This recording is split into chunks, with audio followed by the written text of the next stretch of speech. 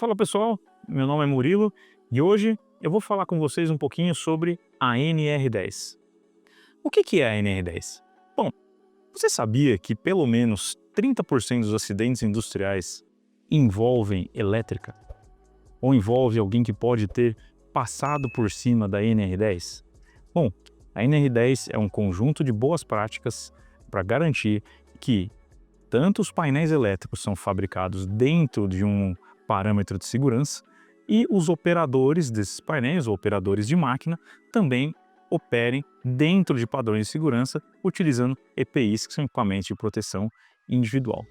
A NR10 ela é indispensável para manter a segurança dos seus colaboradores, também evitar multas pesadas à sua empresa e, claro, sempre manter a segurança em primeiro lugar das pessoas envolvidas com aquela máquina ou aquele dispositivo elétrico. Se você visa aplicar a NR10 em seus dispositivos elétricos, equipamentos elétricos, existem 7 pontos que a gente tem que se atentar, né? O primeiro deles é o bom planejamento daquilo que você está projetando. Ou seja, qual que é a carga que eu vou utilizar, qual que é a tensão de entrada, qual que é a tensão de saída, qual que é a potência de entrada, qual que é a potência de saída, qual que é o diâmetro da cablagem para garantir que eu não vou ter um aquecimento muito grande dos meus cabos, do meu barramento. Então, um bom planejamento, imagino quais componentes você vai utilizar, qual a potência que vai passar pelo seu circuito, é extremamente importante. Em segundo lugar, quais são os componentes de segurança ou componentes que serão utilizados? Então nós temos que ter garantia de que disjuntores estão sendo utilizados para proteção térmica, para proteção contra curto-circuito, disjuntores DR, equipamentos para você conseguir desligar o seu painel em segurança. Se você já ouviu falar de Loto, é bom que você dê uma pesquisada sobre isso, que também vai te ajudar muito. Então um exemplo disso é aquela chave geral com cadeado que o pessoal pede para que o painel elétrico não seja ligado de maneira indesejada, caso um colaborador esteja fazendo manutenção na máquina. E por fim, um aterramento bem feito. Um aterramento bem calculado, que a gente consiga garantir que não vai ficar nenhuma corrente residual ali na caixa do painel, ou até mesmo no painel, fazendo com que algum colaborador possa levar um choque. Se você fabrica painéis elétricos, você pode até mesmo conseguir medir o terra da sua máquina ou do seu painel elétrico através do uso de um multímetro. Depois, o terceiro ponto é a estrutura física do painel. A gente tem que garantir que o painel ele está dentro de uma caixa pelo menos IP54 que consiga justamente aguentar um ambiente úmido e com pó, que é onde a gente tem ali algumas situações industriais. E também que a caixa dele tem um pouco de ventilação para que a gente garanta que, caso os componentes comecem a aquecer demais, o painel consegue trocar ar com o ambiente externo e ainda assim manter uma temperatura ideal para funcionamento. Lembrando que altas temperaturas e componentes elétricos não são amigos. Uma vez que você trabalha em altas temperaturas, se você não utilizar componentes elétricos que sejam próprios para isso, ou que você tenha uma refrigeração decente do seu painel elétrico, você terá problemas, pois falhas aleatórias podem acabar ocorrendo, um relé pode acabar acionando, você pode acabar queimando algum componente elétrico, até mesmo de segurança.